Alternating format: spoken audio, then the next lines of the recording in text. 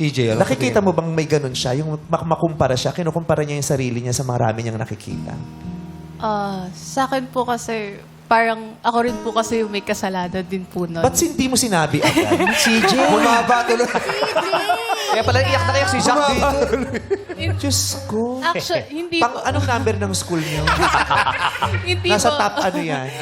Yung sinasabi ko lang po sa kanya, wala akong pakialam kung anong kotse pa yan, kung mag-commute tayo. Basta kausapin mo ko, mag-bonding tayong dalawa. You share some stories with me, how's your day.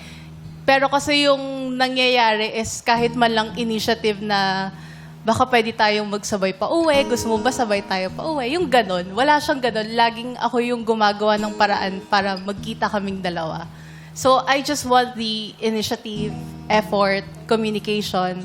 Paano mo naging kasalanan yung mga nararamdaman niyang naiinggit siya sa mga Kasi nakikita niya sa lagi ko TikTok? siyang sinisendan yung mga nasa Facebook, TikToks na mga nakalagay na red flags sa mga lalaki or if tunay itong lalaki, dapat ganito yung mga ginagawa niya for you. Ba't mo sinesend sa kanya?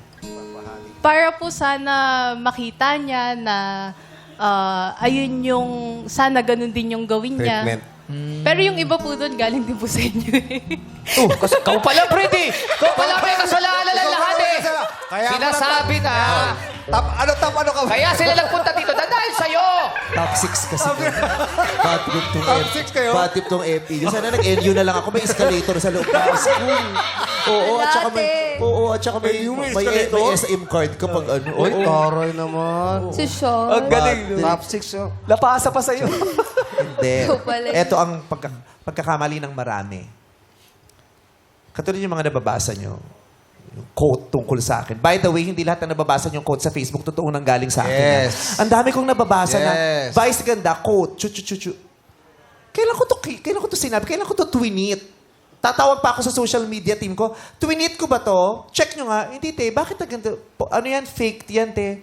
Tapos makikita kong daming comments. Yes. Tsaka yung mga comment ko sa lahat ng issues. Nag-comment ba ako dyan? Hindi. Nag-comment ba ako kay Dennis Trillo? Hindi. Yung gano'n, yung ang dami. Pero hindi lahat na nababasa yung quote na nakalagay Vice ganda, totoo po yun. Kaya bahala kayo kung gano'n siyang papaniwala. Anyway, yung mga nababasa nyo, yun ay shinare nila base sa kanilang istorya at karanasan. At wag nating gawin na yung storya nila, dapat yun ang istorya ninyo. That was their story. And it is your obligation to write your own story. Yeah. Live your own life. Diba? And let your life unfold ng kusa. Diba? Yung, hayaan nyo lang. Gumawa kayo ng sarili nyong storya hanggang sa makabuo kayo ng sarili nyong quote at learning at wisdom. Huwag nating ipilit na yung nangyaring yan, yung wisdom na yun, dapat ito. Hindi eh. Ang storya nila ay hindi nila yung storya. Hayaan yung magkaroon kayo ng storya and then appreciate your own story.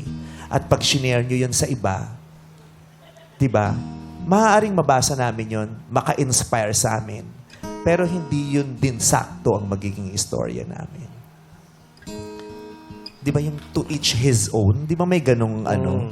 Kanya-kanya yan eh. Di ba? Yung kanila, yung inyo. Kahit kayo yung red flag at saka green flag eh. Hindi porket green flag sa kanila, green flag sa lahat yun sa buong mundo. Totoo. Di ba? Kahit nga red flag eh. Hindi porket red flag sa'yo, kailangan red flag yan sa lahat. buong mundo. Ang hirap kasi sinistereotype natin din ng mga tao.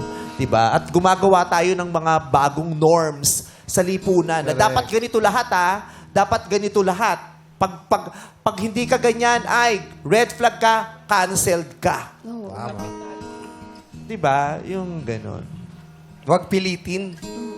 Huwag pilitin kung hindi ikaw, huwag pilitin kung hindi mo kaya. Yes.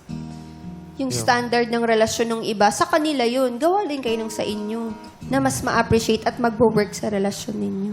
And Zach, you look okay. Diba? You look good. Ganda ng damit mo, ganda ng salamin mo, maganda ang buhok mo, maganda ang eskwelahan mo. Diba? Achiever sa Achiever school. ka. Yes. Isa na lang din natin natatanong. Ano? Anong shampoo mo? Ang ganda ng bagsak ng buhok. Ah, yes. Pero sa